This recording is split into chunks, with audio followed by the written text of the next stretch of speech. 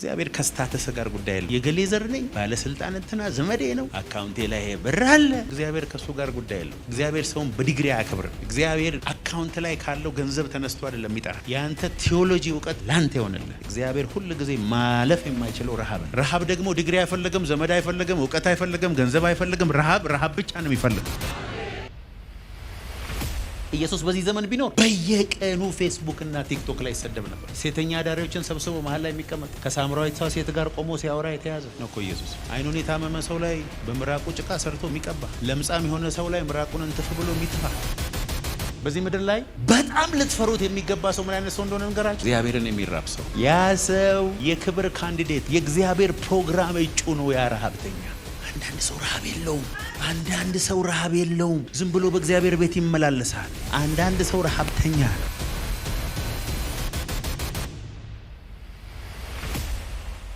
ዮሐንስ ወንጌል ምዕራፍ 4 ኢየሱስ ከዮሐንስ ይልቅ ደቀ መዛሙርት ያደርጋል ያጠምቅማል ማለት ፈሪሳውያን እንደሰሙ ጌታ ባወቀ ጊዜ አንትቶ ወደ ገሊላ ደግሞ ሄደ። ዳሩ ግን ደቀ መዛሙርቱ እንጂ ኢየሱስ ራሱ አላጠመቀም። በሰማርያም ሊያልፍ ግድ ሆነበት። በሰማርያ የማለፍ ግዴታ መጣ። ኢየሱስ አይሁዳዊ ስለሆነ አይሁዳውያን ከሰማርያውያን ጋር ስለማይተባበሩ ሳምራውያንን ከጨበጡ ወይም ከነኩ ስለሚረክሱ የሳምራውያንን መሬትም አይረክቱ፣ አፈራቸው እንዳያረክስ። ስለዚህ በሌላ አሳብሮ ነው ይሄ። ኢየሱስ ግን ግድ ሆነበት። አሜን በሉ እንጂ። ምክንያቱም አንዲት ሴት አለች እዛ፣ ኢየሱስን እንደ ማግኔት የሳበች አንዲት ሴት አለች። መሲሁ በመጣ ጊዜ ሁሉን ይነግረናል ብላ መሲሁን የምትጠብቅ እግዚአብሔርን የት ላምልክ እዛ ተራራ ነው ወይስ እዚህ ነው ብላ ከጌታ ጋር ሙግት ያላት የኢየሱስ ናፍቆት ውስጥ ያለ አንዲት ሴት፣ ብዙ እንቆቅልሽና ውርደት ያለባት አንዲት ሴት ኢየሱስ ሊያልፍ ሲል ጎተተችው። ሊያልፍ ሲል አልቻለም። ኢየሱስ ከሰማርያ የሚጣራ ድምፅ ሰማ። ሊያልፍ ሲል የሆነ ሰው አለ እዚያ አዳራሽ፣ የሆነ ሰው አለ። አሜን አትሉም እንዴ? ኢየሱስ ብዙ ሺህ ሰዎች እያጋፉት አንድ ሰውዬ እየሮጠ መጣና እባክህ ኢየሱስ ልጄ ታማለች ልትሞት ነው ድረስልኝ አለ። ኢየሱስን እየለመነ እያለ ከቤቱ ሰዎች እየሮጡ መጡና ልመናህን አቁም አሉት። ምን ነው ይላቸዋል? ልጅቷ ሞታለች። ኢየሱስ የሚባለው ጌታ እስክትሞት ድረስ ቢደርስላት ኖሮ ያድናት ነበር። አሁን ግን ስለሞተች መምህሩን አታድክመው አሉ። ከዛ ኢየሱስ እንደዚህ አለ፣ አይዞህ ተኝታለች፣ ትነቃለች፣ እንሄዳለን አለ። እጄን ጭንባታለሁ አለ። እቺ ልጅ ዕድሜዋ 12 ዓመቷ ነው። እቺ ልጅ ስትወለድ ጀምሮ እስከምትሞትበት ቀን ድረስ ደግሞ ደም የሚፈሳት የሆነ ሴት አለች። እቺም 12 ዓመት ሙሉ ደም ይፈሳት። 12 ቁጥር ዝም ብሎ የተጻፈ ነው ይመስላችሁ። እቺ ሴት በልቧ እኔ ኢየሱስ እጁን እንዲጭንብኝ አልፈልግም፣ ዘይት እንዲደፋብኝ አልፈልግም፣ የልብሱን ጫፍ የነካው እንደሆነ ፈውሳለሁ። ከኢየሱስ የምፈልገው ኮንታክት ፖይንት ነው። እሱን ሄጄ እንደዚህ ነካካረብ ኃይል ከሱ ወጥቶ አጥንቴ ውስጥ ይገባል አለ። ብዙ ሺህ ህዝብ እያጋፋው በህዝብ መሃል ሄዳ ያውም ስለዚህ 12 ዓመት የሞተበት ሰውዬ ጋር እያወራ ጌታ ኢየሱስ ሄደችና ነካ ስታደርገው ኢየሱስ እቺ ሴት ከዚህ በፊት ኢየሱስን ሰው ነክቶ ሲፈወስ አይታጣቀም። ነገራት መጽሐፍ ቅዱሳችሁ ላይ አንብቡ። በመንካት መፈወስ የሚባል ያመጣችው ሪቫይቫሉን እስከዛሬ ለ2000 ዓመት ያመጣች ሴት ናት። እንዲያውም እሷ በነበረችበት ከተማ ይላል ኢየሱስ በከተማቸው እንዲያልፍና እንዲዳስሱት ለመኑት ይላል። ኢየሱስም ሲመጣ ብዙዎቹ ወደቁበት። እኔም ብሆን ዛፍ ላይ ወድቀበት ነው። እቺ ሴትዮ ያመጣችው መገለጥ ለካ እስኪ ነካኝ መጠበቅ የለብኝም ከነካው መፈወሳለሁ የሚል ሬቨሌሽን የእምነትን ኃይል ያመጣችው እቺ ሴትዮ ነው። እቺ ሴትዮ አደገኛ የእምነት ሴት ናት። አሜን ከኔ ጋር ናቸው። ስብከቴ ገደል። ስለዚህ ሳምራዊት ሴት ነው። እቺ ሳምራዊት ሴት ውሃ ጠምቷታል። ውሃ የሚቀዳበት ቦታ የሄደችው ጉድጓድ በፀሐይ የሚካሄድበት አይደለም። አሁን እዛ ቦታ ሄዳችሁ ብታዩ በ6 ሰዓት ትደርቃለ። እዛ መሄዳችሁ በረሃ ነው። ደርቃለች። ውሃ ጠምቷት ውሃ ልትቀዳ ስትሄድ የናዝሬቱ ኢየሱስ መጣ። አንቺ ሴት ውሃ ጠጭኝ አለ። እባክሽ ውሃ ጠጭ። ኢየሱስ የጠማት ውሃ ምን እንደሆነ ገብቶታል። ይሄኛው ውሃ አይደለም የሚያስፈልጋት። የነፍሷ ጥያቄ ይሄ አይደለም። አጥንቷ የደረቀው ለዚህኛው አይደለም። ነፍሷ ውስጥ ያለው ጩኸት ይሄ አይደለም። የውርደቷ ምክንያት ይሄኛው ውሃ አይደለም። ውሃ ጠጭኝ። አረጉን አለ ሴትዮ። አይሁዳዊ ሆነ። አይሁዳውያን አለባበሳቸው የተለየ ነው። ስርዓታቸው የተለየ ነው። እንዲሁ አይታችሁ ጺሙን አይታችሁ አለባበሱን አይታችሁ አይሁዳዊ ታውቃለህ። አንተ አይሁዳዊ ስትሆን ሳምራዊ በመሆን ከኔ ውሃ ለምነኛለህ አለ። ከዛ እንዲህ አላት ጌታ ኢየሱስ ማን እንደሆንኩ ብታውቂ ኖሮ፣ አስቡት እስቲ፣ ማን እንደሆንኩ ብታውቂ ኖሮ ትለምኝኝ ነበር፣ የሕይወትን ውሃ እሰጥሽ ነበር። የሆነ ሰው ዛሬ ይጠጣ። እርግጠኛ እኮ ሆኜ ነው የምነግርህ። ይሁን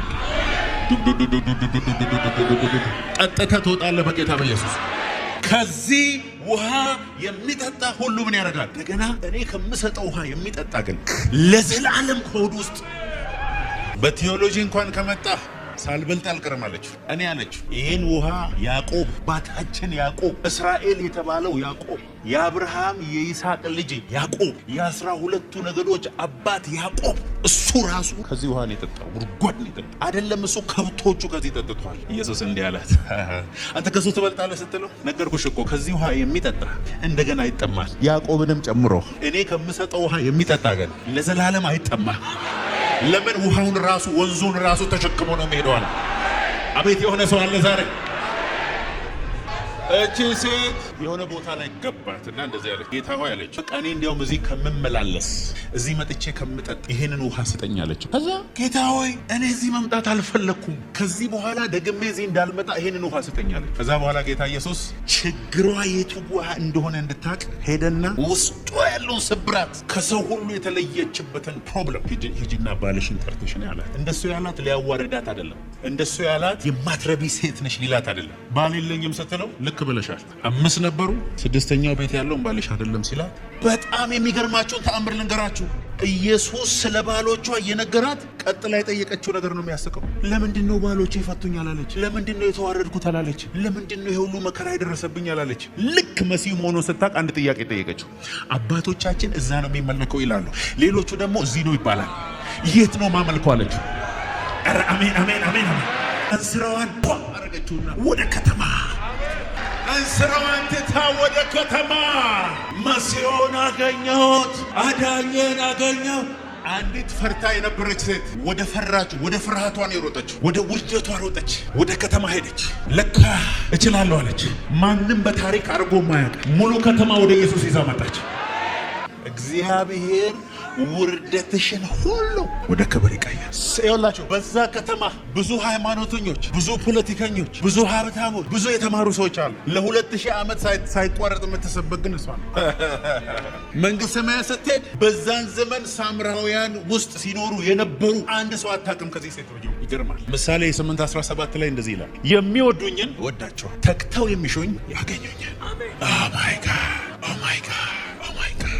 እግዚአብሔር ለጥያቄያችን ሳይሆን መልስ ያለው ለረሃባችን። ከጎናችሁ ላለው ሰው ነገሩት፣ እግዚአብሔር ለጥያቄ ሳይሆን ለረሃብህ ሁሉ ጊዜ መልሳል። አስተውላችኋል ግን ያላችሁትን? እግዚአብሔር ረሃብተኛ አይቶ አልፎ አያውቅም። መጽሐፍ ቅዱሳችሁ በደንብ አድርጋችሁ አንብቡ። ዘኬዎስ የሚባል ሰው ነበረ። ሁሌ ነው የምሰብከው፣ 12 ዓመት ሙሉ እየሰበኩ። ዘኬዎስ ማለት በጣም አጭር ሰው። እዚህ ቸርች ውስጥ አጭር ሰው ካመጣችሁ እግዚአብሔርን ታመሰግናለህ፣ ከዘኬዎስ ትበልጣለህ። በጣም አጭር ሰው። ዘኬዎስ ደግሞ ቀራጭ ማለት አይሁዳዊ ሆኖ ለሮም መንግስት የራሱን ህዝብ የማይገባ ታክስ እየጫነ ከህዝቡ ላይ ታክስ እየሰበሰበ ኢየሱስ ራሱ የኃጢአተኛ መጨረሻ ለህዝቡ የሚያስረዳው በቀራጭ በቃ እንደ ቀራጭ ይሁንልን፣ አንድ ቀራጭ ነበረ እያለ ነው የሚናገረው። በዛ ምድር የቀራጭ ያህል የተጠላ ሰው የለም። ወደ ህዝቡ መቅረብ አይችልም፣ ይወግሩታል። ግን አንድ ቀን ኢየሱስ በሰፈር ሲያልፍ ሰማ። ለካ ውስጡ ረሃብ አለ። ሀብታም ሆኖ ፖለቲከኛ ሆኖ ነፍስ ውስጥ ጥያቄ ነበር። ኢየሱስ ሲያልፍ ወደ ህዝቡ ከተጠጋው በቁመቴ ምክንያት አላይ ማን እንደሆንኩ ካወቁ ደግሞ ህዝቡ ይወግረኛል። እንዲህ ማለት ነበረበት። እኔ ኢየሱስ ወድሃለሁ ባይ ደስ ይለኝ ነበር፣ ግን እንዲህ አጭር አድርገህ የፈጠርከኝ አንተ ነህ። በዛ ላይ ህዝቡ ይወግረኛል። ቤት ያርፌ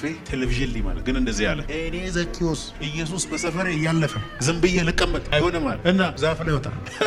ዛፍ ላይ ወጥቼ ኢየሱስን አየዋለሁ። እርግጠኛ ሆኜ ልንገራችሁ ያ ሁሉ ሺህ ህዝብ ኢየሱስን ከሚያጋፋው የበለጠ በዛን ቀን የመጨረሻው ረሃብ የተራበው ዘኬዎስ ዛፍ ላይ ወጣ። ኢየሱስ ሲያልፍ ቆመ ይላል። ዘኬዎስ ረሃብን አየሁ፣ ጥማትህን አየሁ፣ ከዛፍ ላይ ውረድ አለ። ለምን? ጌታ ሆይ ወደ አንተ ቤት እገባለሁ። የኔ ቤት ወደ አንተ ቤት ጌታ ሆይ ኃጢአተኛ ሰው እኮ ነኝ፣ ህዝቡን የዘረፍኩ ሰው እኮ ነኝ። በእኛ ዘመን ቢሆን ሐሰተኛ ነብይ ነው፣ ከዚህ ቀራጭ ጋር ይሄዳል፣ ከሴተኛ አዳሪዎች ጋር ይበላል። ይህ ሰውዬ ሐሰተኛ ነው። ኢየሱስ በዚህ ዘመን ቢኖር በየቀኑ ፌስቡክ እና ቲክቶክ ላይ ይሰደብ ነበር። ሴተኛ አዳሪዎችን ሰብስቦ መሀል ላይ የሚቀመጥ ከሳምራዊቷ ሴት ጋር ቆሞ ሲያወራ የተያዘ ነው እኮ ኢየሱስ። አይኑን የታመመ ሰው ላይ በምራቁ ጭቃ ሰርቶ የሚቀባ፣ ለምጻም የሆነ ሰው ላይ ምራቁን እንተፍ ብሎ የሚተፋ፣ በሰንበት የሚፈውስ ወደ ዘኬዎስ ቤት ገባ ኢየሱስ።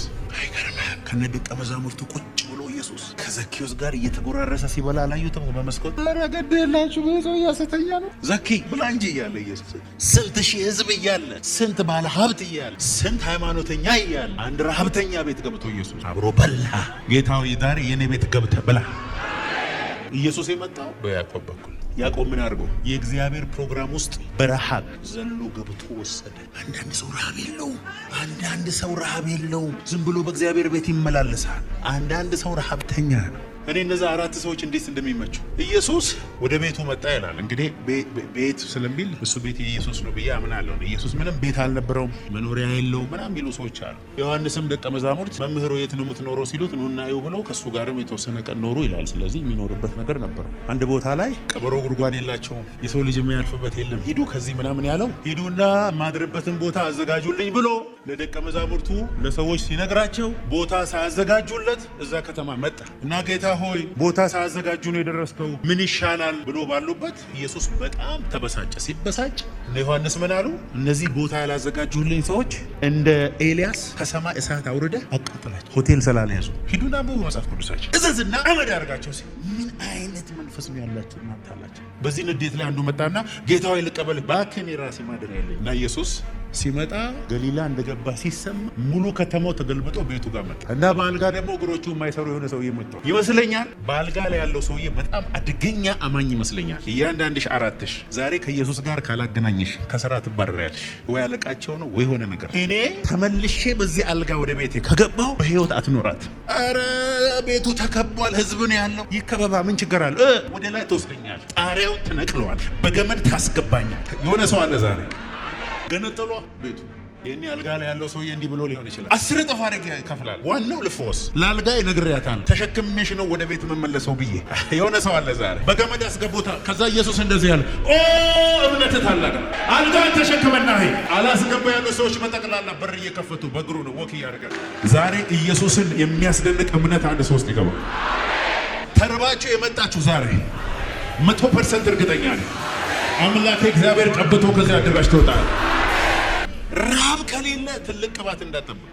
ረሃብ ከሌለ ቅባት እና ኢየሱስ በሰማሪያ ለማለፍ ግድ የሆነበት ረሃብተኛ ሴት ስለነበረች፣ መሲሁ ይመጣል ብላ የምትጠብቅ ስለነበረች፣ የህይወት ውሃ የምትፈልግ ሴት ስለነበረች፣ ጌታን የማምለክ ጥያቄ ስለነበራት። እግዚአብሔር ከስታተስ ጋር ጉዳይ የለው። የገሌ ዘር ነኝ፣ ባለስልጣን እንትና ዘመዴ ነው፣ አካውንቴ ላይ ብር አለ፣ 80 ዲግሪ ደርድሬ ያለው። እግዚአብሔር ከሱ ጋር ጉዳይ የለው። ዲግሪ ላንተ ይሁን። እግዚአብሔር ሰውን በዲግሪ አያከብርም። እግዚአብሔር አካውንት ላይ ካለው ገንዘብ ተነስቶ አይደለም የሚጠራ። ያንተ ቴዎሎጂ እውቀት ላንተ ይሆንልህ። እግዚአብሔር ሁሉ ጊዜ ማለፍ የማይችለው ረሃብ ደግሞ ዲግሪ አይፈልግም፣ ዘመድ አይፈልግም፣ እውቀት አይፈልግም፣ ገንዘብ አይፈልግም። ረሃብ ብቻ ነው የሚፈልገው። ዛሬ የሆነ ሰው ላይ ረሃብ ይገባበታል። አሜን አትለው? በጌታ በኢየሱስ ስለ ህይወቱ ሀቆ ነው የምነግራችሁ። መጽሐፍ ቅዱሳችንን ስናነብ እግዚአብሔር አንድን ሰው ብቻ ነው እንደ ልቤ የሆነ ያለው። እውነት ውሸት? ማንን? ዳዊት ለእግዚአብሔር ምን ሰርቶ? ምንም የሰራው ስራ የለም። ምን የዳዊት ይውላችሁ፣ ዳዊት ሚስጥሩ ያለው ረሃቡ ላይ ብቻ ነው። ክራር ነው ያለው ዳዊት፣ በግና ክራር፣ ባለ ብዙ በጎች፣ እሱም የአባቱ በጎችና ክራር ቁምጣ በረባሱ ነው ያለው። በቃ አለቀ። ተሳይል ጠዋት ሲነሳ በገናውን ይዛል፣ በጎቹን ይዞ ምድረ በዳ ሄድና ክራሩን ወጣ አድርጎ እንደዚህ ይለዋል ጌታ እግዚአብሔር እረኛዬ ነው። ራሱ እኮ እረኛ ነው። የኔ ግን እሱ ነው እረኛዬ። ወደ ለመለመ መስክ ይመራኛል። ይሄ የህይወት ውሃ የእረፍት ውሃ ዘንድ ይመራኛል። ነፍሴን መለሳ ስለ ስሙ በጽድቅ መንገድ መራኝ። ከዛ በኋላ ምን እንደሚል ታውቃላችሁ? እንጨትና ውሃ በሌለበት ምድረ በዳ አቤቱ ነፍሴ አንተን ተጠማች፣ ዋላ ወደ ውሃ ምንጭ እንደምትናፍቅ ናፈኩ። ከዛ እግዚአብሔር ከሰማይ ንጉሥ አገኘዋል፣ የምቀባው አገኘው፣ ታሪክ የምሰራበት አገኘው። የዚህ ሰው ግን ንጉሥ ሳደርገው ለ10 ዓመት ለ40 ዓመት ሳይሆን ለዘላለም አጸናለታል። የሆነ ሰው ረሃብተኛ ቤቱ ሆኖ የሚዘምር ቤቱ ሆኖ የሚጠማ አምላኬ እግዚአብሔር ዛሬ ቅባቱን በላዩ ላይ ያፈሰሰ። ዳዊት ጎልያድን ስለገደለ አይደለም እግዚአብሔር ዳዊትን የቀባው፣ እግዚአብሔር ስለቀባው ነው ጎልያድን የገደለው። እንዲያውም ዳዊት ራሱ አይመስለኝም ጎልያድን የገደለው። ያቺ ጠጠር ከምትሄድበት አምጥቶ የመታው እግዚአብሔር ነው። ዳዊት እዛ ሆኖ ሲጠማ እግዚአብሔር መንፈስ ሲመጣበት አንበሳ እየሮጠ በጉን ሊወስድበት ሲመጣ እግዚአብሔር አንበሳውን አሻንጉሊት አድርጎ ያሳየዋል። በባዶ እጁ ሄዶ ብጭቅጭቋን ያወጣታል። የዳዊት የጦር መሳሪያ ምን እንደሆነ ታውቃላችሁ? ረሃብ ይባላል። እስቲ ረሃብ ነው። በዚህ ምድር ላይ በጣም ልትፈሩት የሚገባ ሰው ምን አይነት ሰው እንደሆነ ነገራችሁ? እግዚአብሔርን የሚራብ ሰው። ያ ሰው የክብር ካንዲዴት፣ የእግዚአብሔር ፕሮግራም እጩ ነው። ያ ረሃብተኛ እና እቺ ሴት ወደ ከተማ ሄዳ ምን እንዳደረገች ታውቃላችሁ? ሙሉ ከተማ እየነዳች ይዛ መጣች ለኢየሱስ። ከዛ በኋላ ቁጭ ብሎ ኢየሱስ ማስተማር ሲጀምር እሷም ፈጠን ብላ ስታወራ ዝም በይ እስቲ ይሆናል። እንዲያውም አንቺ የነገርሽን ብቻ አይደለም ኢየሱስ ካልሽው በላይ ነው። አንቺ ያልሽው ብቻ አይደለም ኢየሱስ። ከዛ በኋላ ኢየሱስንም ለመኑት፣ ከነሱ ጋር እንዲኖር ለመኑት። ኢየሱስም ከነሱ ጋር ኖረ። እንደ ሳምራዊቷ ሴት የተበላሸ ታሪክ ያላችሁ፣ በሰው የተጠላችሁ፣ የትም አትደርሱም የተባላችሁ ዛሬ ስለ እናንተ እናገራለሁ። ታሪክ የምትሰሩት እናንተ ነው። የመጀመሪያው በዚህ ሴትዮ ብናየው ኢየሱስ ዘረኛ አይደለም። ረሃብ ያለባቸውን ሰዎች ሁሉ ነው የሚያድነው። እኛ ሀገር አሁን በጣም አስቸጋሪ ያለ ግሩፒንግ አለ። የነገ እንትና ግሩፕ፣ የነንትና ግሩፕ፣ የነንትና ግሩፕ። ጌታ ኢየሱስ ግን ለሁላችን አንድነት ነው የጸለየው። እውነት ውሸት? በዚህ ምድር ላይ የምትጠሉት እንዲሁ በቀባት ስሙት ደስ የሚላችሁ ክርስቲያን ወንድም ከእናንተ ጋር በመንፈስ አንድ ነው። በጣም የማትፈልገው ሰውዬ በመንፈስ ከአንተ ጋር አንድ ሆኗል። ያሳዝናል። እሱም በጥፊ ብትመታው የሚያመው አንተ ነው። ደስ አይልም ግን አንድ ነው። ከእግዚአብሔር ጋር በመንፈስ አንድ እንደሆነን እኛም እርስ በርሳችን በመንፈስ አንድ ነን። ከጎና የተቀመጥከው ሰው ጋር አንድ ነን በሉ። ባልና ሚስት በስጋ አንድ ናቸው። ከቅዱሳን ሁሉ ጋር ግን በመንፈስ አንድ ነን። አንተ ውስጥ ያለው መንፈስና እሱ ውስጥ ያለው መንፈስ አንድ ነው። ስለዚህ የምትጠላውን ሰው ስትጠላ ራስን እየጠላ ነው። እግዚአብሔር ረሃብተኞችን ሲወድ ረሃብተኛ ሰው ኢየሱስ ሲወድ፣ አለቅም ብሎ ግድግዳ የሚቧጥጥ ሰው ኢየሱስ ሲወድ፣ በዘመኔ ያየሁት እሱ ነው። ያንተን ጨዋነት አይደለም፣ በልብ ውስጥ ያለውን ጩኸት ነው እግዚአብሔር የሚሰማ። ዘመኔ ሊበላ ሳላገለግል ያንተ ክብር ሳይገለጥ በልቼ ጠጥቼ ዲግሪ ወልጄ ብቻ ልሞት ኖ የሚል ሰው እግዚአብሔር እቺ ነች። ይሄኛው ረሃብ ነው ዛሬ በኢየሱስ የምናገርባት። ስለዚህ አንደኛ ኢየሱስ አይሁዳዊ ነኝና ለሳምራዊት ጋር አላወራም አላለም። የእሷ ሚስጥር ደግሞ ላለመግለጥ ያወራት ደቀ መዛሙርቱ እንጀራ ሊገዙ በሄዱ ሰዓት ላይ። ሁለተኛ ኢየሱስ ዲፕ ነፍሳችን ክፍል ውስጥ ውስጠኛው ረሃባችንን ያውቃል። ሴትዮዋ እኮ ፊዚካል ውሃ ጠምቷት ነው ሄደችው። አንድ ሰው ብቻ ልናገርና ብዙ ጊዜ ተናግሬ ያለው ከዛ በኋላ የህይወት ውሃ ጸሎት እንጸልያለን። ማርያም፣ እስቲ ማርያም በሉ። መቅደላዊት ማርያም ሰውዳት ሷንሴ 7 አጋንንት ይወጣላት ሴት ናት። 7 ብቻ እኮ 7 ሚሊዮን ያስወጣተን አይመጡም ቸርች። እሷ 7 ብቻ ነው 7 ጊዜ ያስጮህ ነው ያስወጣላት። ሲለቃት ምን እንዳደረገች ልንገራችሁ። ኢየሱስ የት እንዳለ አፈላልጋ ሄደች። ስትሄድ ግን ባዶ እጇን አልሄደች። በቤቷ ያለውን የመጨረሻን ውዱን ሽቶ 300 ዲናር ወይም ደግሞ በዚህ ዘመን 30 ሚሊዮን ብር የሚያወጣ ሽቶ ይዛ ሄደችና ሮጠች ሄዳ እግሩ ስር ገባችና አድርጋ ሰበረች። እንባዋን እያፈሰሰች በፀጉሩ እግሩን አበሰች። ከዛ በኋላ ኢየሱስ ምን እንዳደረገ ታውቃላችሁ? መጽሐፍ ቅዱሳችሁን በደንብ አድርጋችሁ አንብቡ። ኢየሱስ ምሳ እራት የሚበላው የነ ማርያም ቤት። መጽሐፍ ቅዱሳችሁን ሄዳችሁ ብታነቡ ቢታንያ ያ ሰፈር የሚታወቀው በማርታ ነው። ማርታ የሚሏት ሴት ሰፈር ነው። የሰፈሩ ስም በማርታ ነው የሚታወቀው። የነ ማርታ መንደር ነው የሚባለው። መንደሩ ራሱ ሲሲዲ እንደሚባለው ጃክሮስ እንደሚባለው ማርታ የሚባል ሰፈር ነው። ግን ኢየሱስ ወደ ማርታ አይደለም ወደ ማርያም ነው ሄደው። ትጎትቷለች። የሆነ ቦታ ሲሄድ ወደ ማርያም ይመጣል። ማርያም ግን ምግብ አሰራለት። የእጁሃም አሰጠውም፣ እግሩንም አታጥበም።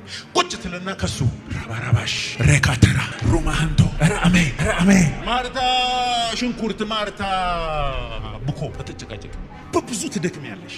ግን ዋና ነገር መርጣለች። ለዘላለም ከሷ አይወሰድ። እኔ እዚህ ቤት ያለሁት በሷ ምክንያት። ራሜን በሉ ባካ። ዘወትር እየሄደ እንደዚህ ይበላ ነበር። ግን አንድ ቀን በጣም የሚወዱት ወንድማቸው እሱ ነብይ አይደል እንዴ? እንዴት እንትና ይታመምበታል ምናምን የሚሉ ሰዎች አሉ።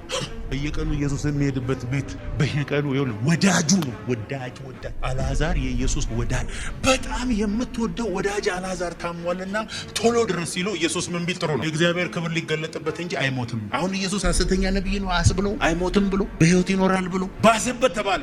ዝም ሞተ ሲባል እንኳን ደንግጦ አይሄድም። ዝም እሺ፣ ስጋው ሳይበሰብስ እንዲያው 3ኛ ቀን ላይ አይደርስም። ዝም ሁሉ ነገር ካለቀ በኋላ ደቀ መዛሙርቶችን ጠራና ወዳጄ አልዓዛር ስለተኛ ሄደን እንቀስቅሰው ሲል ቶማስ በቃ ሊያስገድለን ነው።